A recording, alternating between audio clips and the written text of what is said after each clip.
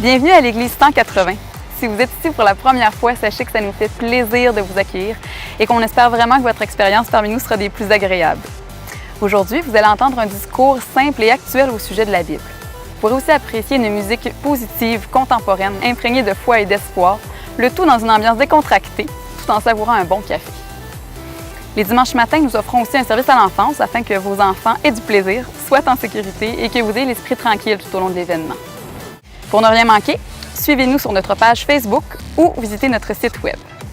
Au nom de toute l'équipe de l'Église 180, bonne rencontre!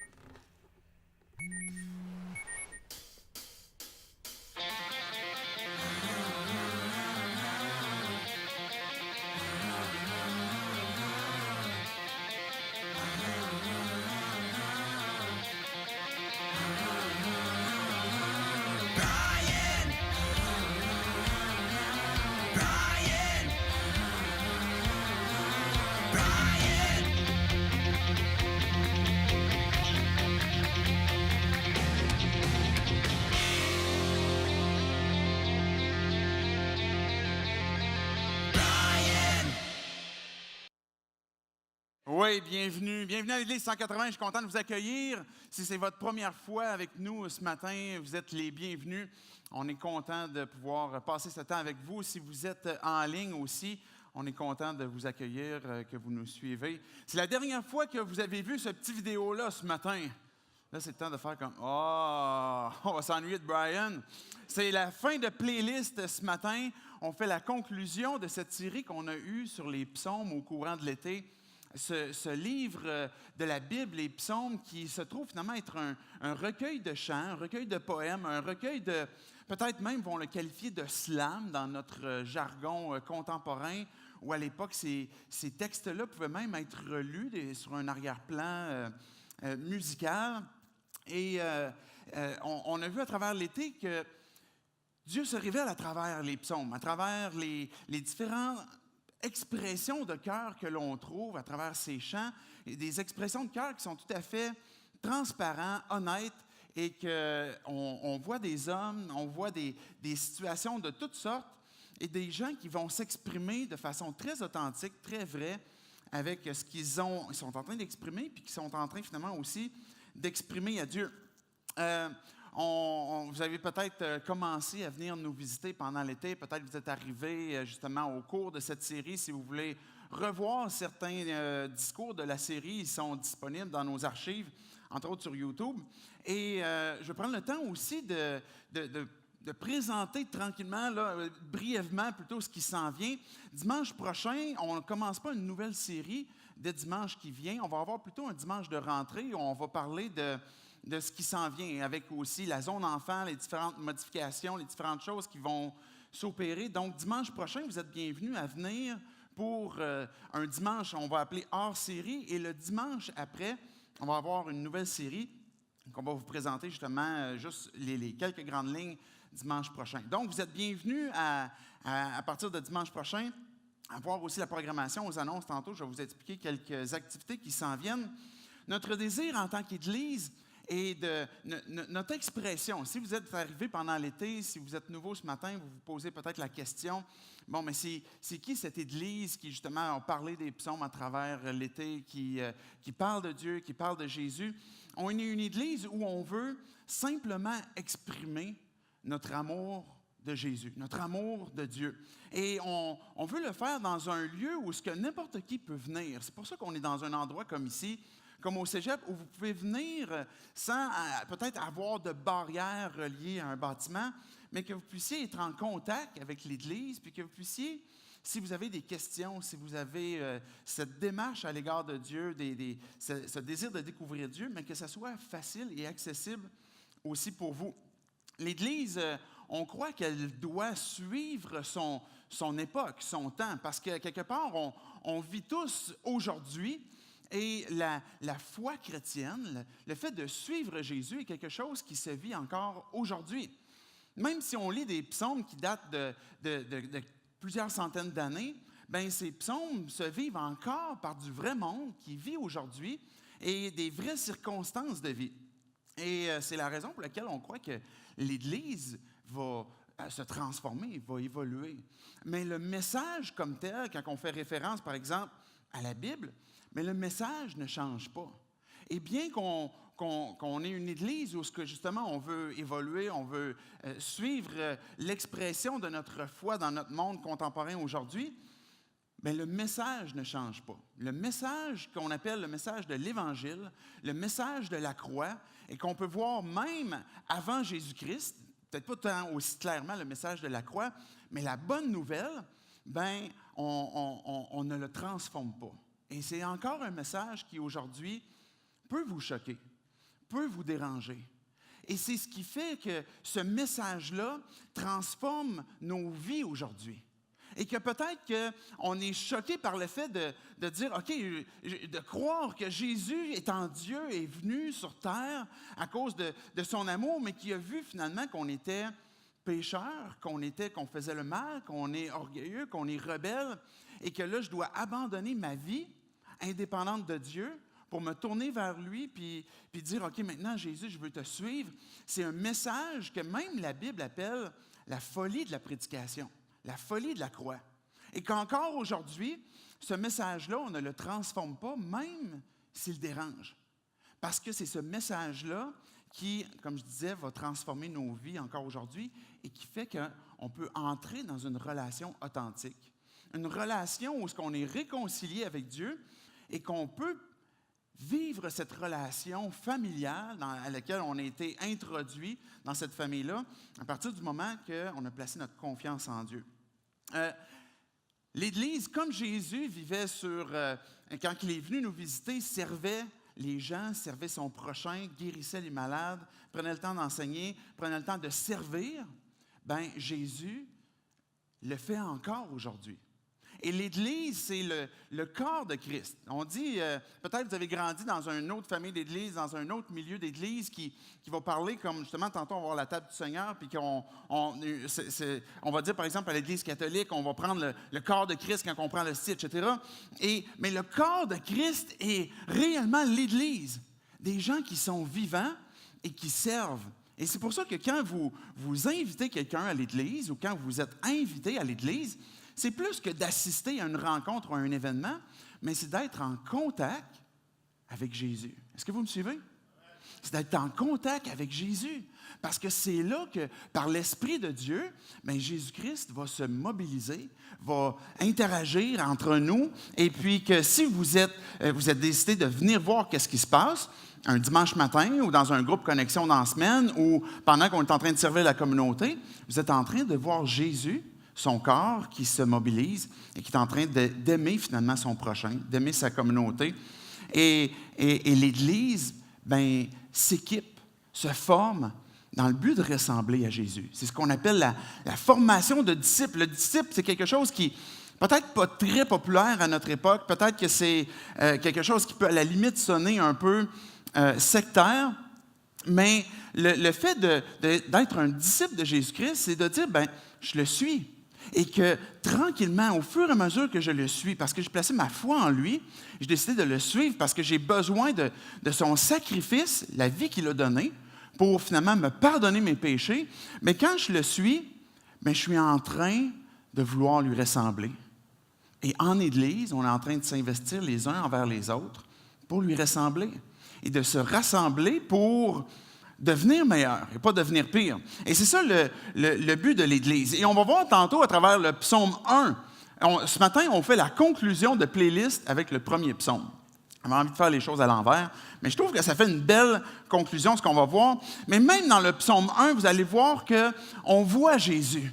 On voit déjà son œuvre, l'œuvre de Dieu qui est en train de mobiliser des gens et qui est en train d'interpeller des gens pour placer leur confiance en lui et le suivre. Et je vais faire référence tantôt aux racines. Le texte va parler tantôt de racines, mais de nos racines, notre foi qui s'étend vers Dieu dans le but de justement de plus en plus découvrir la vie en Jésus-Christ, qui est notre mission aussi. J'aimerais qu'on puisse prier que peu importe d'où on vient, peu importe quel est notre arrière-plan, notre relation actuelle avec Dieu, que Dieu puisse venir nous parler et qu'il puisse venir placer son doigt dans nos vies, dans ce qu'il veut nous montrer ce matin, à travers ce psaume, le premier psaume. Dieu, on veut te dire merci parce que on a l'occasion encore ce matin de pouvoir respirer. Le tout dernier psaume, Dieu nous dit que tout ce qui respire loue l'Éternel. Tu as ce désir, Dieu, qu'on te célèbre, qu'on puisse t'adorer, qu'on puisse te dire merci, qu'on puisse apprécier la vie que tu as à nous donner. Ce matin, Dieu, pour tous ceux qui ont placé notre foi en toi, en Église, Dieu, on veut te dire qu'on t'aime, qu'on veut ouvrir nos oreilles, ouvrir nos cœurs pour que tu puisses venir nous parler. Et que peu importe, même si Dieu, on n'a pas tout compris de toi, qu'on est à la recherche, qu'on est présentement peut-être curieux ou désireux de connaître un peu plus de toi, mais que tu puisses venir nous parler, que tu puisses venir nous montrer, Dieu, c'est quoi qu'on a besoin de comprendre pour le prochain pas auquel tu nous demandes. Et c'est dans le nom de Jésus qu'on prie ces choses. Amen. Je vous ai fait une brève introduction à la conclusion. On a parlé au tout début du premier discours, qu'est-ce que c'est les psaumes, à quoi ça ressemble. Et le premier psaume qu'on va lire ce matin, le tout premier des psaumes, mais plusieurs des théologiens vont identifier ce psaume-là comme appartenant finalement à David. Et même certains vont dire, par exemple, à travers le Talmud, que le psaume 1 et 2 était un seul psaume et que la façon que le psaume 1 commence ressemble beaucoup à la conclusion du psaume 2 où Dieu va nous dire « heureux ». Heureux celui qui. David, c'était un artiste. Je ne sais pas c'est quoi votre compréhension des artistes. Je ne sais pas comment est-ce que peut-être vous vous identifiez comme un artiste. Souvent, on classifie des fois les gens en deux groupes, comme les cartésiens puis les artistes. Et des fois, on va penser que le fait de chanter, de célébrer, tantôt on va avoir une deuxième partie où on va pouvoir louer et chanter. Vous allez voir des gens qui vont adorer Dieu. Vous aurez l'occasion d'entendre ces chants-là. Et on va peut-être penser comme, ça c'est pour les artistes. C'est pour ceux qui sont comme plus proches de leurs émotions. Je ne sais pas comment est-ce que vous le voyez. Je suis un peu plus de la catégorie cartésien. Fait que je me parle moi-même des fois comme, OK, là, je peux le vivre, là, cette émotion-là. Mais vous savez que David, c'est un artiste qui jouait de la harpe. Là. C'était comme la guitare de son époque, mais comme je ne sais pas combien de cordes là-dessus. Mais il était un artiste, mais c'était aussi un guerrier. David a été plus tard dans sa vie roi, mais même avant d'être roi, il était un guerrier. Un homme qui savait se battre. Il n'y aurait pas personne, je suis convaincu, qui aurait voulu se pogner avec David de notre époque. David, et quand il est allé tuer, par exemple, le géant Goliath, vous avez peut-être déjà entendu cette histoire-là, bien, la fin de l'histoire, là, si vous avez des enfants à côté de vous, vous pouvez leur mettre les mains sur les oreilles. Quand David a tué Goliath, il a coupé la tête de Goliath. Et il l'a pris au bout de ses mains pour dire à son peuple, regardez la victoire que Dieu vient de donner. Puis savez-vous ce qu'il a fait en plus? Il a pris cette tête-là et il l'a amenée dans sa tente où il allait dormir. Je ne sais pas si vous feriez ça, mais c'est un peu freak, là. Tu sais, garder une tête d'un bocal, puis là, tu dors, c'est comme... ça, je me souviens de cette journée-là, c'était vraiment une belle journée. David, c'était un guerrier, mais c'était un artiste, c'était un adorateur, c'était un homme. Ça pouvait être quelqu'un qui pouvait avoir une certaine virilité, mais une certaine sensibilité. Et le psaume qu'on voit, David a écrit, entre autres, 73 psaumes. Et le psaume 1 qu'on va voir, fait justement l'introduction de tous les psaumes. Et comment est-ce que David va adorer Dieu. Et comment est-ce qu'il va finalement même, et à travers sa bouche, à travers sa plume, le texte qu'on voit, qu'il va parler de Dieu. Et il va montrer, voici ce que Dieu est. Voici ce que Dieu est pour moi. Et si David était un adorateur, c'est parce qu'il connaissait ce que Dieu est, qui il est. Et c'est comme ça que nos vies peuvent être empreintes de plus en plus d'adoration. Parce qu'on peut dire, mais Dieu, je te suis, puis au fur et à mesure, je vois dans ma vie que j'ai eu des moments d'épreuve, j'ai eu des doutes, j'ai eu des difficultés, et je vois comment est-ce que tu as été présent. J'ai passé toutes sortes de situations, mais je vois comment est-ce que tu es intervenu dans ma vie, quand on fait confiance à Dieu. Et que là, on peut dire, mais Dieu, tu as été fidèle.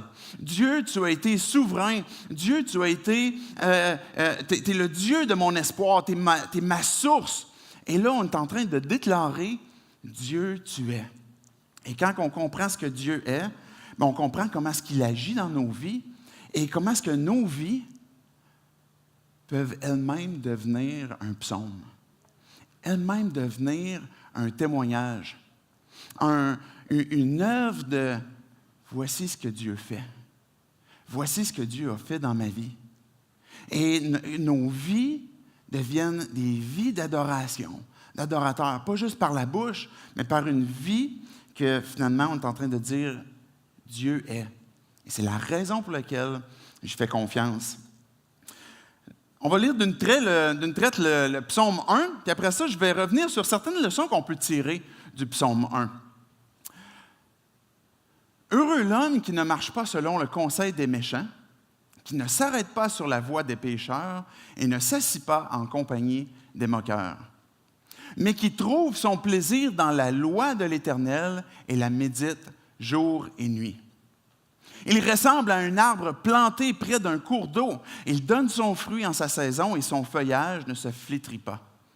Tout ce qu'il fait lui réussit. Les méchants, au contraire, ressemblent à la paille que le vent disperse. Voilà pourquoi les méchants ne résistent pas lors du jugement, ni les pécheurs dans l'assemblée des justes.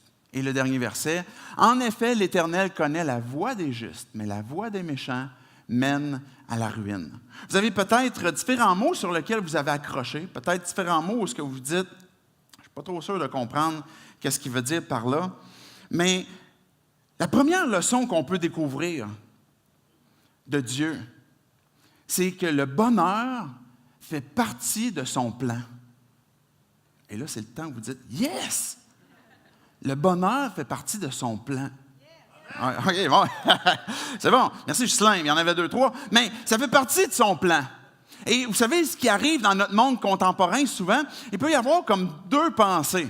Un peu comme, oublie ça, là, depuis quand que la religion a à voir avec le bonheur? Pas rapport.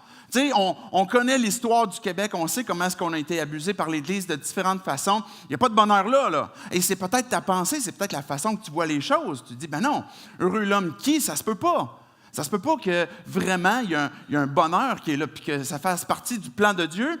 Ben, et peut-être que de l'autre côté, tu vas dire, ben moi je suis croyant, puis j'ai vu l'abus de plusieurs églises qui sont comme, ils veulent tellement que les gens soient heureux, ils veulent tellement que les gens soient bien, ils veulent tellement flatter les gens dans le sens du poil qu'ils ne vont jamais les confronter, ils ne vont jamais dire la réalité, la vérité. C'est peut-être des choses que tu entends, c'est peut-être des choses que tu vois, et que là, la tentation est comme, hey là, il faut slacker un peu sur le bonheur. Hein? C'est comme, à un moment donné, il faut comme bien souffrir si on est croyant. Et il va y avoir cette mentalité comme quoi que peut-être qu'on ne confronte pas assez. Puis vous allez voir, et vous l'avez déjà vu dans le texte, 3 mots sont ressortis dans les 3 premiers versets, qui est heureux, qui est plaisir et qui est succès. Bien déjà, si on prêche ça dans un discours, il y a plusieurs gens qui vont commencer à dire, mais là, attends un petit peu, là, c'est un évangile de prospérité, ça, c'est pas biblique. Bien, c'est le psaume 1, on vient de le lire. Et donc, ça fait partie du plan de Dieu.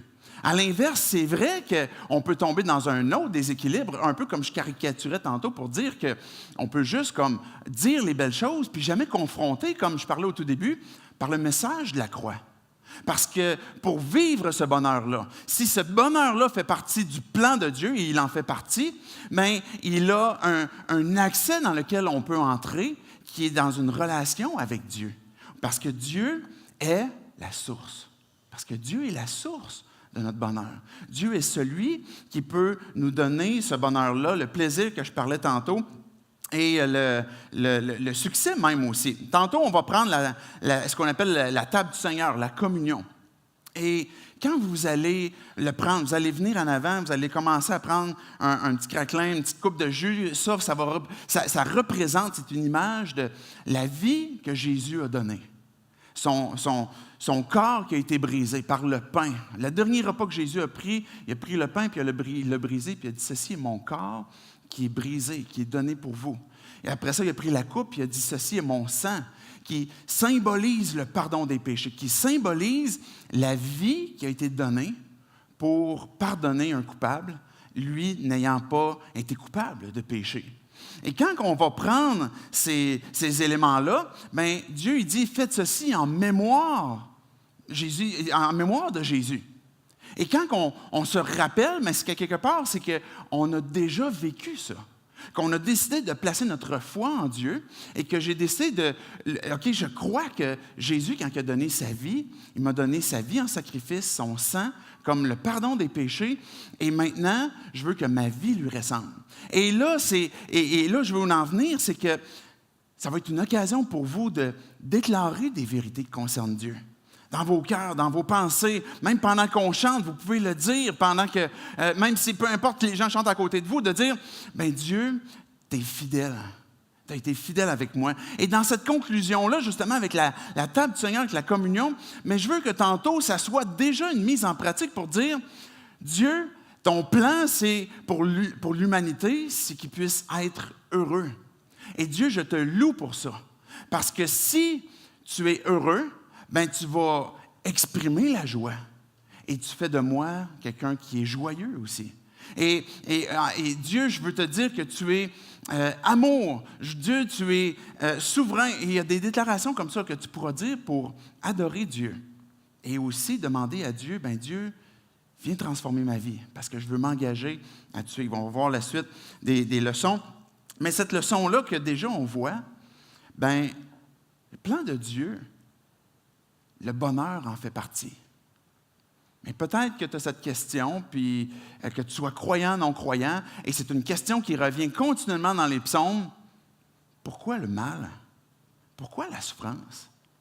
Pourquoi tant de difficultés? Pourquoi est-ce que la personne qui se fout de Dieu semble avoir une vie qui semble plus heureuse que la mienne? C'est des questions qui apparaissent dans les psaumes, qui sont réellement là. Et je ne vais pas ramener tout le discours qu'on a déjà eu dans la série « Problème avec Dieu ». Vous pouvez aller le réécouter si vous voulez, mais il y avait une des questions qu'on avait qui est « Mais pourquoi la présence du mal si Dieu est si bon? Pourquoi est-ce que le mal existe? » Et ce que l'on croit, et là je fais un résumé rapidement, mais c'est que Dieu est souverain. Et Dieu, même à travers les circonstances dans lesquelles on passe. Est-ce qu'on peut mettre le verset 3, s'il vous plaît?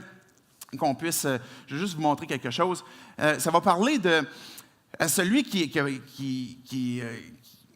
a placé ses racines en Dieu. Il est comme un arbre, justement, qui est près d'un courant d'eau. Il donne son fruit en sa saison, son feuillage ne se flétrit pas. Et tout ce qu'il fait lui réussit. On aurait pu traduire cette dernière phrase-là que peu importe à quoi il est en train de traverser, Dieu le transforme en succès, en gloire. Et ça ne veut pas dire qu'on n'aura pas de difficultés. Dieu est souverain sur le mal que l'on peut vivre. Dieu est souverain sur les circonstances difficiles qu'on peut vivre. Mais quand on a placé notre confiance en Dieu, qu'on dit « Dieu, je veux te suivre », bien, il est en train de m'amener justement cette vie au plus profond que je peux avoir, puis que Dieu va venir transformer. Ce n'est pas toujours les circonstances, mais il va venir transformer ce que je suis en train de vivre pour sa gloire et en train de transformer finalement ma vie, comme je disais tantôt, pour qu'elle devienne elle-même un psaume. Ça fait partie du plan de Dieu, même du témoignage de Dieu. Je vous ai apporté 2 textes. Pour ceux qui aiment les commandements, je vais dire ça comme ça, pour ceux qui aiment les ordres. Tu sais, des fois, on est comme, tu sais, la Bible a dit ça, puis c'est correct parce qu'on veut obéir, on veut le suivre, mais on veut le faire par la grâce de Dieu, ou qu'à quelque part, on a besoin de la puissance de Dieu pour avancer. Mais si vous aimez ça, les impératifs, je vais vous en donner 2. En fait, un qui va être répété 2 fois. Philippiens 4.4, soyez toujours dans la joie. Est-ce que vous avez obéi à ça ce matin? Hein? En étant unis au Seigneur. Je le répète, parce que là, il dit, là, je sais que vous êtes bouchés, puis je sais que vous n'avez pas catché la première fois. Soyez toujours dans la joie. Le désir de Dieu, c'est qu'on puisse justement se trouver notre joie, évidemment, dans le Seigneur, mais qu'on puisse exprimer cette joie-là. Mais pourquoi? Parce que la source du bonheur est en Dieu. Et que si je suis en train de puiser en Dieu, mais je suis en train de vivre cette joie, Savez-vous, c'est quoi une des manifestations de l'Esprit dans nos vies quand on est conduit par lui? La joie. La joie fait partie du fruit de l'Esprit. Vous n'allez pas devenir des chrétiens moches, qui est comme, hey, c'est la vie, il faut que je monte des marches pour aller à l'église à genoux. C'est vraiment tough. Ça ne veut pas dire qu'il n'y aura pas de difficultés, comme je disais. Ça ne veut pas dire qu'à un moment donné, on ne va pas devoir obéir, ça va nous demander un effort. Mais le fruit de l'Esprit se manifeste par la joie. Ça fait partie du témoignage de Dieu. Le psaume 1 commence avec « Heureux celui qui ». C'est le message de la bonne nouvelle. Si vous avez déjà entendu ce mot « évangile », qui littéralement veut dire « la bonne nouvelle », le message principal de Jésus et de l'Église, c'est une bonne nouvelle. Que Dieu a vu notre perdition, que Dieu a vu notre besoin, puis comment est-ce qu'on est en train de se détruire, même si on croit que c'est bon pour nous. Et dans son amour infini, il a envoyé son Fils mourir pour nos vies. Et que même quand on le suit, puis qu'on est ses enfants, mais ce message-là continuellement transforme notre vie. Savez-vous, c'est quoi le tout premier discours de Jésus? Le Sermon sur la montagne, où il a commencé en disant « Heureux celui qui ».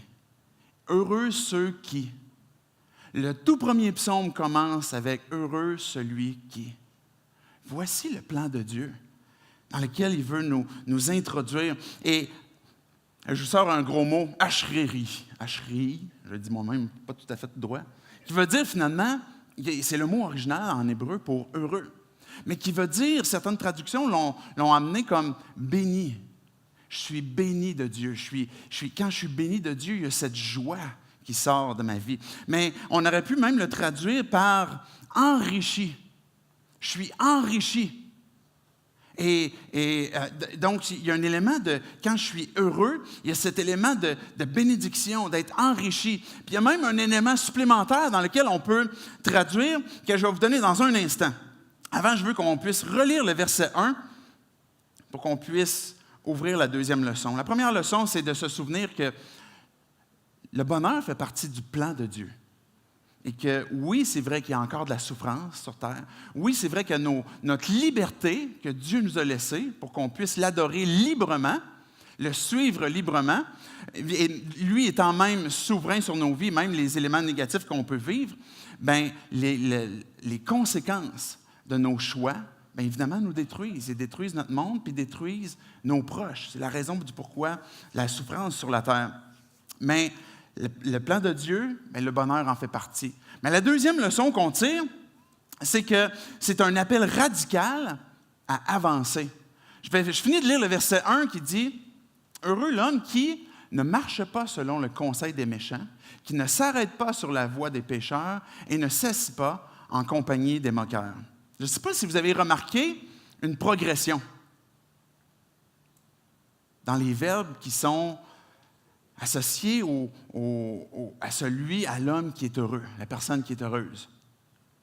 Heureux celui qui ne marche pas. Heureux celui qui, des fois, on va marcher, puis à un moment donné, on va commencer à ralentir. On va commencer à regarder un petit peu plus. Et qui ne s'arrête pas. Et qui, même, finalement, ne s'arrête pas sur la voie des pécheurs et qui ne s'assit pas en compagnie des moqueurs. Et c'est cette idée que, et l'autre mot que je voulais dire tantôt de « heureux », puis que certains exégètes vont dire qu'il est même possible de traduire ce mot-là de cette façon-là, c'est « avancer ».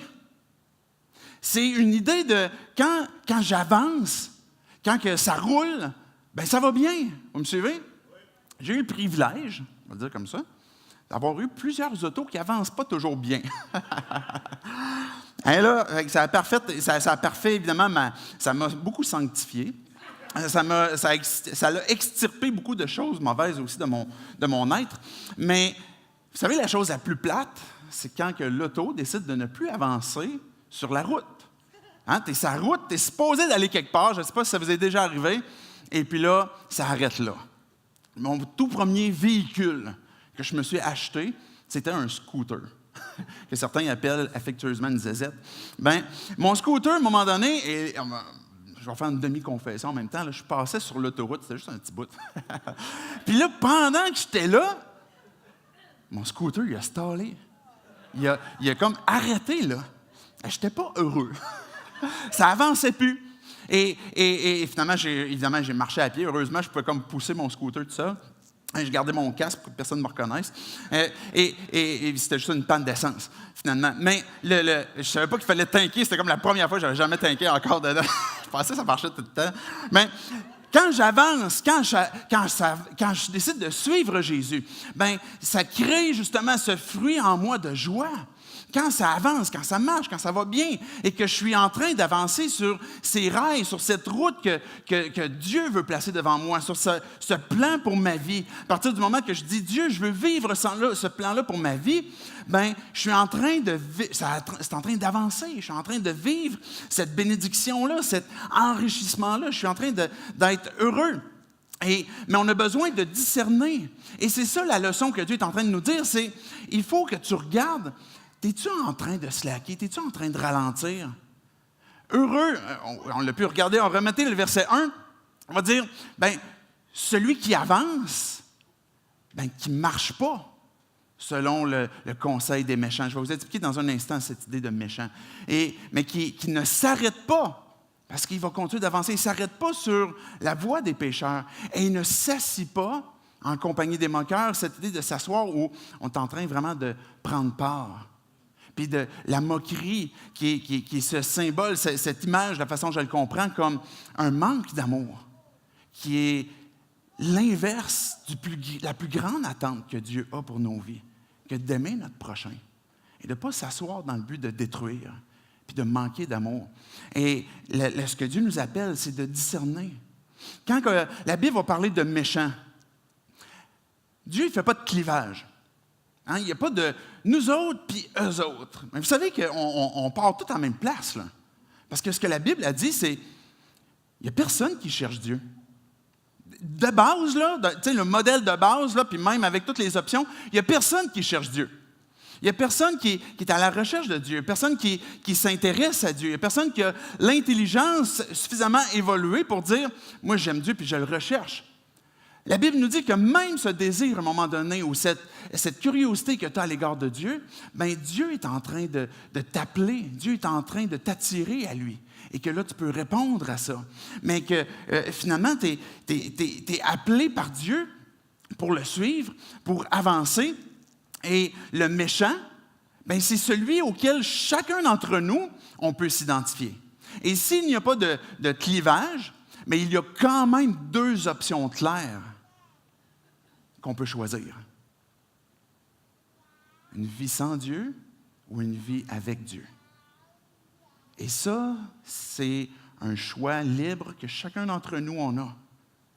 Mais Dieu nous exprime clairement, heureux celui qui me cherche, heureux celui qui avance, me suit. Plutôt que cette idée de méchant, littéralement, on aurait pu dire, bien, sans loi, sans Dieu. On a une expression québécoise qui exprime exactement ça, sans foi ni loi. Parce que quand je suis sans loi, même si on est comme, je suis contre la loi, à quelque part, il y a toujours quand même des gardes qui nous emmènent, des lignes qui nous emmènent à, je comprends que j'ai besoin de ça pour vivre ce bonheur-là. Mais quand que je suis sans intérêt pour Dieu, et que Dieu, j'ai rien à faire de ta vie, Dieu, j'ai rien à faire de ta direction pour ma vie, bien, c'est cette idée pas de méchanceté ou ce que vous êtes des méchants, mais qu'on est des gens qui sont sans loi, sans racine en Dieu. Et la tentation que l'on a chacun d'entre nous, puis même si vous êtes vous avez placé votre foi en Dieu, bien, c'est d'aller vers des bonheurs qui sont facilement accessibles. D'aller vers des bonheurs qui vont peut-être pouvoir apporter certaines paix, certaines joies, peut-être de façon momentanée. Et c'est la raison pour laquelle Dieu nous met en garde. Fais attention. Parce qu'à partir du moment où tu suis le conseil, où tu t'arrêtes sur une voie, ou que tu es en train de t'asseoir finalement, mais tu es en train de te détruire. Les plaisirs que l'on a sur terre ne sont pas tous mauvais, ne sont pas tous mauvais. Et ça fait même partie des dons que Dieu nous donne. qu'on peut s'approprier, qu'on peut jouir de la vie, de ces différentes choses-là que Dieu nous donne. Mais à partir du moment où on est en train d'utiliser de ces bonheurs-là pour finalement trouver notre source de bonheur, on est en train de se détruire. Que ce soit l'alcool ou ce que je peux prendre un verre ou deux pour passer du bon temps dans un souper. Mais à partir du moment où ce que l'alcool devient une habitude dans ma vie, où ce que c'est le seul moment où je suis capable de vivre un peu moins de stress, un peu moins d'angoisse, un petit peu plus de joie, mais tout d'un coup, c'est en train de me détruire. Que ce soit le sexe, que ce soit le travail, que ce soit la superstition. Hein? Peut-être que c'est peut-être l'horoscope. Je ne sais pas s'il y en a qui les sent encore aujourd'hui, mais c'est peut-être, ça peut être le flirt qui, pour toi, avec ton apparence, ton désir de plaire puis d'avoir le regard, ben c'est le moyen d'obtenir un certain bonheur qui peut-être va venir soulager une forme de souffrance. Et Dieu nous dit, heureux celui qui ne s'arrête pas, celui qui avance. Et c'est ça, cette deuxième leçon que Dieu nous appelle à le discerner, à le voir. Romains 12, 2, peut-être un texte que vous avez déjà entendu. Regardez ce qu'il dit. « Ne vous conformez pas au monde. » L'idée de monde ici, Dieu a tant aimé le monde qu'il a donné son Fils. Dieu aime le monde. Ce qu'il faut comprendre dans un contexte biblique du mot « monde », c'est que Dieu fait référence à l'occasion dans un contexte qu'on peut le comprendre, parce qu'un mot peut être utilisé dans divers contextes. Bien, le mot « monde » ici fait référence justement à l'expression très charnelle ou très indépendante de Dieu et et que chacun d'entre nous, déjà, on est, puis qu'on a envie des fois de revenir, même souvent de revenir dans ces différents plaisirs-là. Bien, ce que Dieu dit, c'est « Mais conformez-vous pas au monde actuel, mais soyez transformés. » Cette idée d'être transformé, c'est l'œuvre de Dieu. Tantôt, dans le psaume 1, on voit que celui qui suit Dieu, celui qui est heureux, c'est parce que ses racines sont en train d'avancer vers la source. Et ça, c'est ce qui fait que finalement, on est transformé dans nos cœurs, dans nos pensées, et que nos vies, ce qui est à l'extérieur, est en train de ressortir. Est-ce que vous me suivez? Il y a quelque chose d'extrêmement important dans cet élément-là. On va revenir dans un instant sur Romains 12, 2, mais quand mes racines sont en train de s'enraciner, il y a quelque chose qui est invisible. Il y a quelque chose qui est en train de se vivre dans mes pensées, dans mon cœur, dans des décisions, et que l'apparence, y est pour rien. Je peux bien paraître, puis avoir l'air avoir une vie sous contrôle, puis qu'à l'intérieur, mes racines ne sont pas en Dieu. Même si tu es un croyant. Ou à un moment donné, peut-être que tu as décidé plutôt d'utiliser, de croire que la vie dans laquelle tu peux jouir est justement ce monde dans lequel on peut obtenir facilement ou rapidement ce bonheur qu'on voudrait avoir. Mais ce que Dieu fait, c'est qu'il transforme nos vies et par le renouvellement de l'intelligence dans nos pensées, et de pas l'extérieur, mais que ça commence à l'intérieur et que finalement notre extérieur est transformé. C'est la raison pour laquelle l'arbre il porte du fruit. Parce qu'un arbre qui porte du fruit, c'est parce qu'il est nourri dans ses racines. Et c'est la même chose encore ici, dans notre intelligence qui est transformée, qui est renouvelée, afin de quoi? De discerner. C'est quoi la volonté de Dieu? Est-ce que vous aimeriez connaître c'est quoi la volonté de Dieu pour vos vies? Bien, c'est justement cette œuvre de dire, bien Dieu, je ne me conforme pas, je ne vais pas rechercher continuellement ce de quoi j'ai besoin dans le monde, mais Dieu, c'est sur toi que je vais m'appuyer. C'est en toi que je veux placer mes racines. Et je disais tantôt, c'est une bonne nouvelle. C'est une bonne nouvelle pour toi ou ce que c'est un appel radical à dire, bien maintenant, je veux que ma vie appartienne à Jésus-Christ. Et j'ai besoin de lui pour avoir sa vie. Et la volonté de Dieu, elle est caractérisée pour nos vies par quoi? Ce qui est bon, agréable et parfait. La volonté de Dieu, pour qu'on puisse la discerner. C'est ça l'appel de Dieu. Et qu'on puisse avancer, qu'on puisse progresser sans avoir cette régression de on marche, on s'arrête, on s'assoit.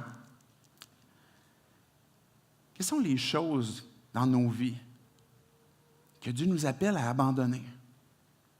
Qui peut-être sont un piège pour nous. Quelles sont les les moqueurs, je vais le dire comme ça, de nos jours, les méchants, ceux qui sont sans loi. Quelles sont finalement les expressions extérieures auxquelles on se laisse exposer puis qu'on absorbe?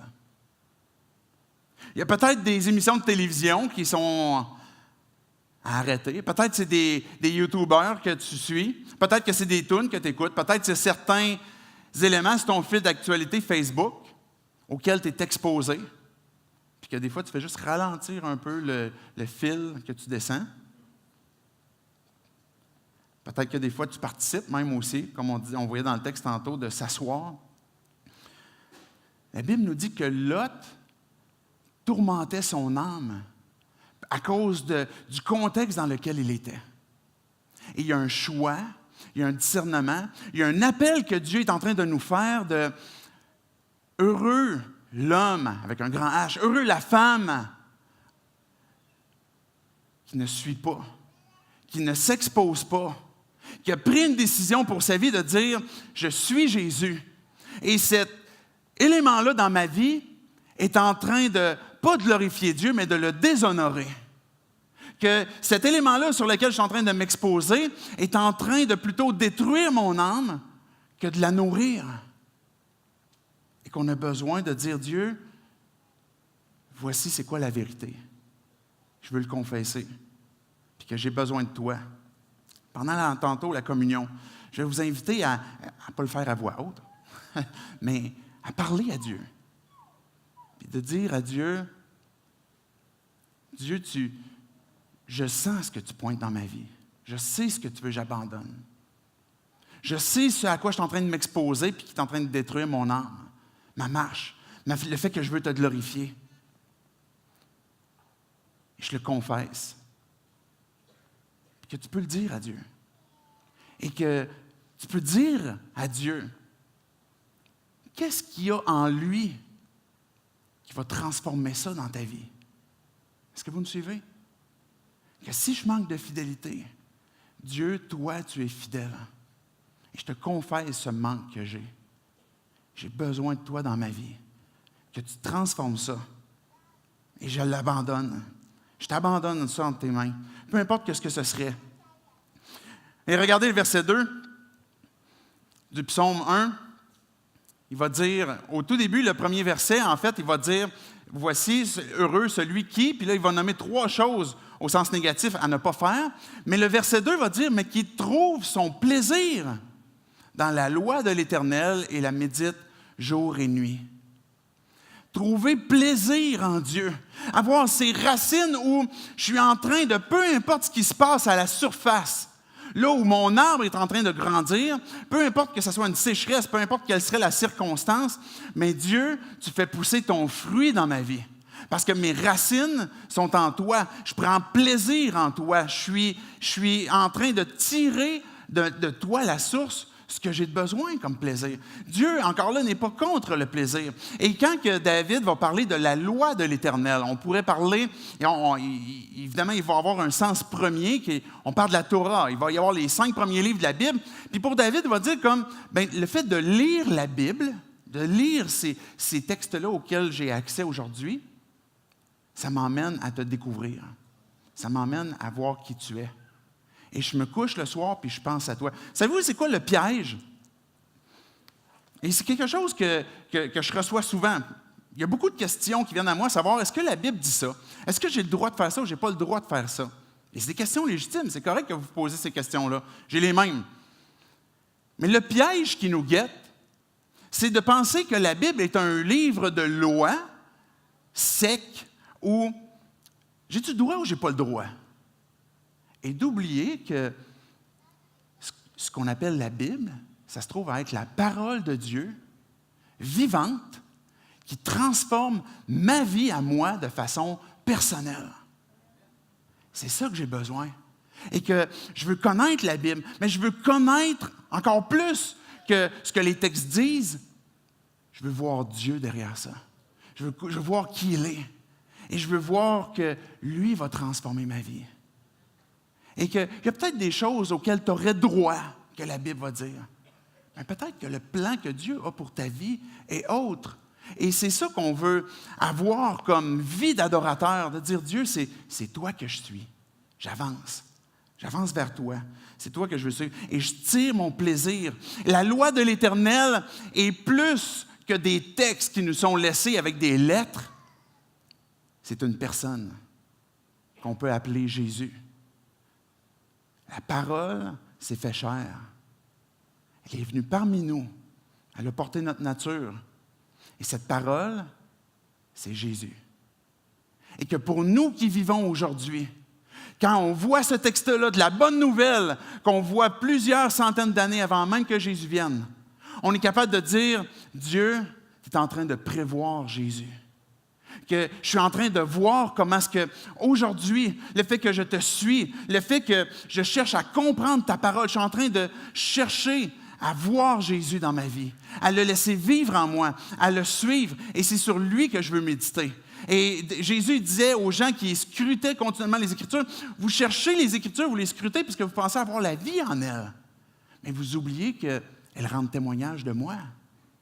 Et quand que je prends plaisir en Dieu, c'est que Dieu, je suis en train de découvrir pleinement la vie en Jésus-Christ, à cause de ce qui se révèle de moi. Le temps passe vite un matin, je ne sais pas si vous trouvez ça. Mais en tout cas, moi, je trouve que ça passe vite. Peut-être que vous autres, c'est long, j'espère que non. La troisième leçon, c'est d'avancer ses racines vers la source. D'avancer. Et puis, les derniers versets, je vais inviter les musiciens à s'avancer, mais les derniers versets vont mettre en parallèle les deux choix que l'on a, chacun d'entre nous. Les deux choix et les conséquences qui vont avec, les résultats qui viennent avec. Regardez le verset 3, on l'a déjà lu tantôt. Il ressemble à un arbre qui est planté près d'un cours d'eau. Il donne son fruit en sa saison et son feuillage ne se flétrit pas. Tout ce qu'il fait lui réussit. Regardez le verset 4. La comparaison, ceux qui sont sans Dieu, qui n'ont pas ces racines qui sont placées pour notre âme en Dieu, mais au contraire, ils ressemblent à la paille que le vent disperse. Vous pouvez voir le contraste d'un arbre planté avec des racines qui sont à la source, qui sont continuellement nourries, et de la paille qui part au vent. Et qu'on réalise que ces bonheurs, ces plaisirs que je cherche sans Dieu sont tellement éphémères que même ultimement, ils me détruisent. Et ça ressemble à la paille. Regardez verset 5. Mais voilà pourquoi les méchants ne résistent pas lors du jugement, ni les pécheurs dans l'assemblée des justes. Parce que les racines ne sont pas placées par la foi en Dieu, comme on a parlé aussi en Jésus-Christ. Et en effet, l'Éternel connaît la voie des justes, mais la voie des méchants mène à la ruine. Quand que Dieu est en train de nous dire qu'il connaît la voie, l'Éternel connaît la voie des justes. Ce mot « connaître » fait référence à expérimenter, à goûter, à vivre avec, avoir un cœur à cœur avec Dieu. C'est ça le désir de Dieu. C'est ça cette dernière leçon qu'on peut comprendre, à laquelle Dieu nous invite, de finalement placer notre confiance en lui. Il y a peut-être, comme on disait tantôt, des choses que Dieu nous appelle à abandonner. Mais Dieu ne fait pas seulement nous dire « abandonne, fais pas ça, fais pas ça ». Mais il t'invite. Viens. Viens prendre ton plaisir en moi. Viens placer ta confiance en moi. Que je puisse opérer du succès dans ta vie. Comme ce que le texte nous le dit. Que Dieu peut transformer nos cœurs, nos pensées, nos vies.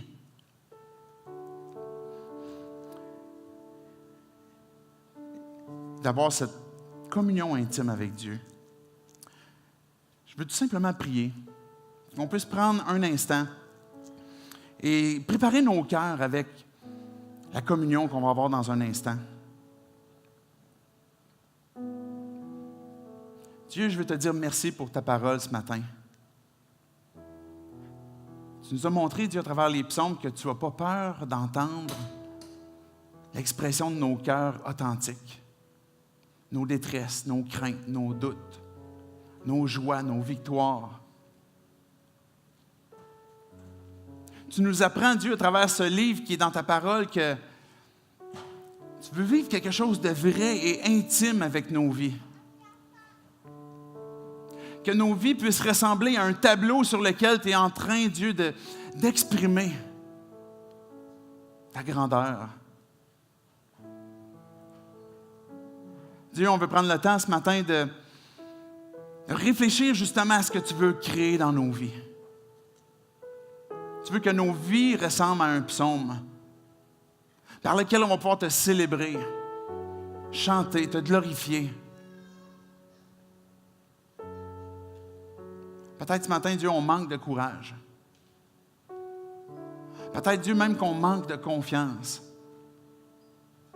Mais qu'en même temps, on le sait.